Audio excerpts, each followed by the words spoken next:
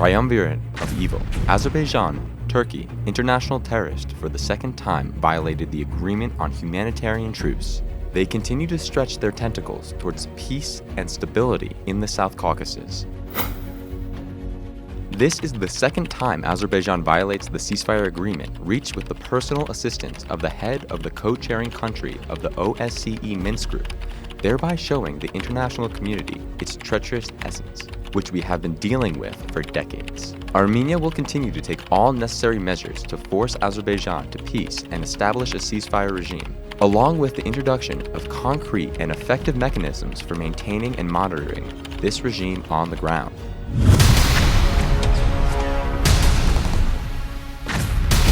Artsakh is the last stronghold of protection of peace in the region today. It became the citadel of the fight against terror. Every day, Armenians go through difficult trials, testing their will, resolve, and strength. Maddened by the heavy losses and setbacks on the battlefield, the enemy directs its rage at peaceful people and civil infrastructure. The enemy inflicts missile and airstrikes on schools, kindergartens, hospitals, residential areas, churches, centers of art and culture. The Azerbaijani and Turkish military commit acts of sabotage in the Karabakh border settlements, killing civilians. They show particular cruelty to the prisoners of war.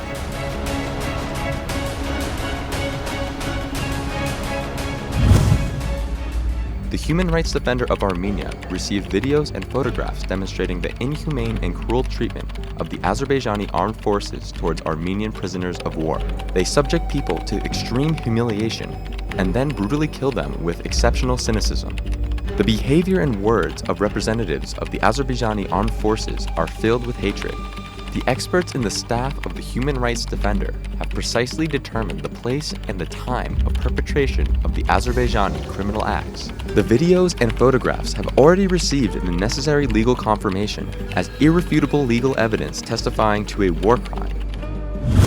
Every day, Azerbaijan shells the towns and villages of Artsakh. To inflict maximum damage, they use drone strikes and kamikaze drones, long-range multiple-launch rocket systems, ground-attack air force, prohibited cluster bombs and shells. The Azerbaijani armed forces widely use cluster weapons, shells, missiles, bombs. Here the fragments of a 300mm Israeli missile are shown which landed in the center of Stepanakert, a cluster shell also made in Israel, fragments of a drone, a high explosive bomb. Smerch systems, Turkish and Israeli drones are also used against the civilian population.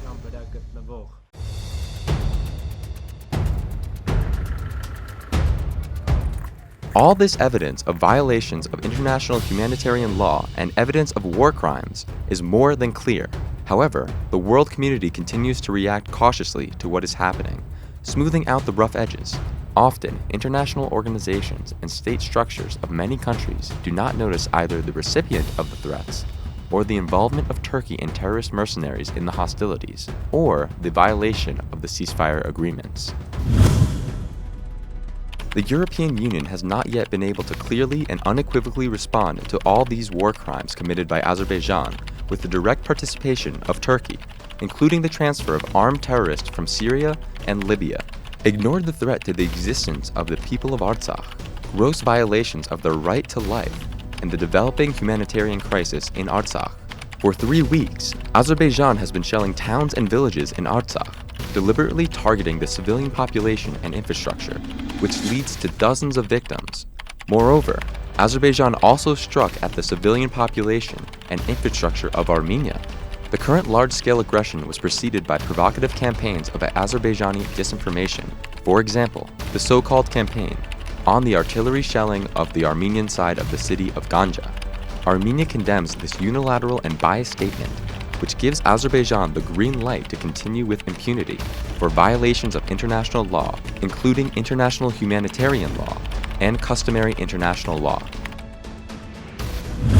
In Azerbaijan itself, the UN resident coordinator and representative of the local UNICEF office expressed concern about the damage caused to the civilian population and offered assistance. Meanwhile, the offices of the UN and UNICEF in Armenia remained silent for a long time, and only after the outrage of the public expressed sympathy for the victims and called for the protection of the civilian population, many countries seem to look right through the evil spreading throughout the region.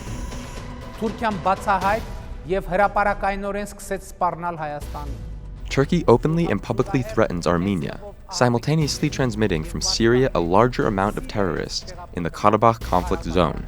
We tried to implement strategic containment mechanisms with the expectation that if Turkey achieves its goal in the South Caucasus, this will inevitably lead to a chain reaction of events. And, as a consequence, regional and non-regional countries, which will inevitably become the object of military destabilization, must take strategic preventative measures. However, a strange circumstance was recorded. A number of countries, having strategic mechanism of deterrence, did not properly assess the threat. This is very similar to the Munich Agreement of 1938, when the European powers seceded Czechoslovakia to Germany, ostensibly for peace. You know what happened next. And now, the question is whether the world will allow the formation of a new Hitler, this time in Asia Minor. As the scale of hostilities expands, the world powers and a number of countries can no longer keep completely silent. Canada has suspended the export of military products to Turkey. The French foreign minister criticized Turkey's role in the conflict. The heads of the Ministry of Foreign Affairs and Defense of Russia held discussions with their Azerbaijani and Turkish counterparts. A telephone conversation also took place between the presidents of Russia and Turkey. Vladimir Putin expressed a serious concern about the participation of militants from the Middle East in the hostilities. On the 19th day of the war, the U.S. Secretary of State expressed his point of view on what was happening, although not in an official statement, but in a response to a question from a journalist from a local radio station. Now the Turks have intervened and provided resources to Azerbaijan, increasing the risk firepower in this historical battle for a place called Nagorno-Karabakh. This is a long-standing conflict, and its settlement should be carried out through negotiations and not through an armed conflict, and, of course, not with the participation of third countries that can aggravate the situation. We hope that the Armenians will be able to protect themselves from what the Azerbaijanis are doing, and that all of them, before this happens, will achieve a ceasefire in the right way. However, no real and tangible measures have been taken so far. In relation to the aggressors and supporters of the terrorists Turkey and Azerbaijan, no one has imposed sanctions or embargoes. They were not expelled from international organizations. There is no assistance to Artsakh and Armenia, neither financial nor military.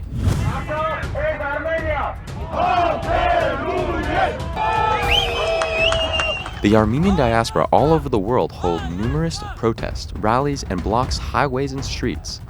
People demand from the authorities to take concrete steps to stop the aggression of Azerbaijan, Turkey, and international terrorists against Artsakh. The representatives of Armenian communities also send humanitarian aid, transfer money, and send doctors.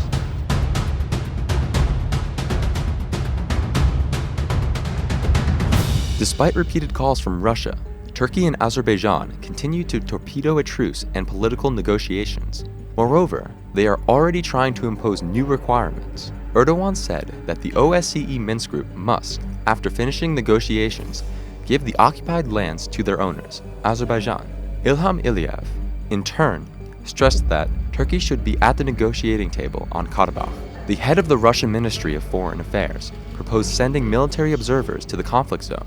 An official from Baku replied that it did not see the need for this. Another initiative on the Russian side, Armenians sent representatives from the Ministry of Defense to Moscow to meet with the Azerbaijani delegation to agree on a mechanism for monitoring the ceasefire. However, the Baku official refused to take such a step. At the same time, Greece offered Armenia to create a coalition. We spare no effort. Greece aims to create a community of mutual understanding between countries like Armenia and Greece, which have common values, stability, and peace in the region. We consider this mutual understanding, which is joined by other countries, Cyprus, Egypt, and the United Arab Emirates, as a coalition of countries that advocate peace. Our regions of the Mediterranean and South Caucasus are faced with the same threat, at the heart of which is Turkey's expansionist policy. It directly intervenes in the conflict. Despite the agreement reached, Azerbaijan continues to strike at the territories of Artsakh and Armenia. This clearly demonstrates that Azerbaijan, under the active control of Turkey, seeks to expand the geography of the Karabakh conflict, carrying out open aggression against the sovereign territory of Armenia. Turkey turns Azerbaijan into a hotbed of terrorism and becomes an exporter of military mercenaries to other regions. It finances arms and provides all kinds of support to terrorists in Syria, Libya, and Iraq. Turkey's goal is to revive the Ottoman Empire in form of the Great Turan. And today, in the South Caucasus, the Armenians are the last obstacle on the path of Turkish expansion to the north, east, and southeast. Very interesting information was received in recent days from Russia, from the North Caucasus, when militants were killed in Chechnya and Dagestan. And there was information that these militants came to Russia from abroad, came from Syria. And I see here a direct connection in this process. The militants from Syria were transferred by Turkey to the conflict zone in Nagorno-Karabakh in order to start a war against Nagorno-Karabakh. And now they are already appearing in the North Caucasus. This is a very remarkable fact, which shows that this situation is no longer just about the conflict in Nagorno-Karabakh, but has gone beyond it in its local sense. This is already a regional full-scale conflict that affects the specific interests of regional countries, and I think that especially in Russia, they should be very attentive to this fact. New facts and evidence of the participation of terrorists from the Middle East recruited by Turkey in the Karabakh War emerge every day.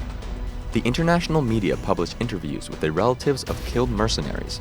Photographs and videos of terrorists are distributed on the internet.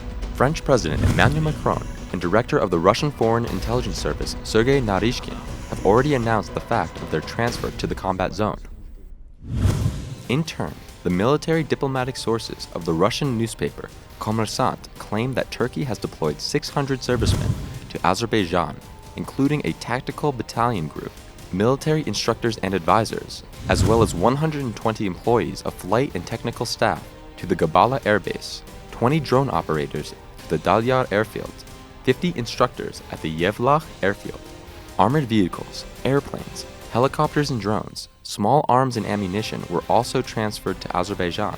In the first days of hostilities, Turkish Defense Minister Husili Akar and the commander of the ground forces, Umit Dündar, were in Azerbaijan, who carried out general management of operations on the Karabakh front. In addition, the Turkish private military company Sadat is recruiting militants in Ankara-controlled territories in northern Syria, in the cities of Afrin, Albab, Ras Al-Ain, and Tel Abyad. The Turkish National Intelligence Organization and the Ministry of Defense control the logistics. According to the Kommersant newspaper, more than 1,000 terrorists have already been deployed to the conflict zone. General of the Libyan National Army, Ahmed al-Mesmari, also confirmed the information about militants from Syria and Libya.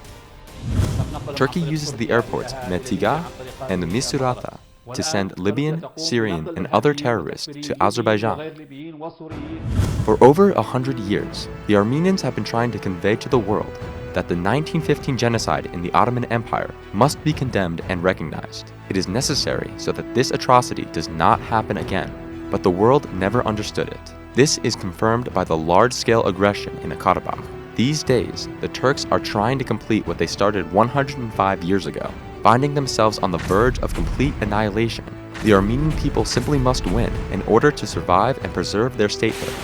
The fascist territory evil will be defeated.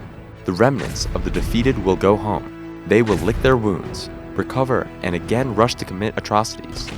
But, most likely, already where their past atrocities were not noticed or got away with is yet another expression of concern and empty calls to end the carnage.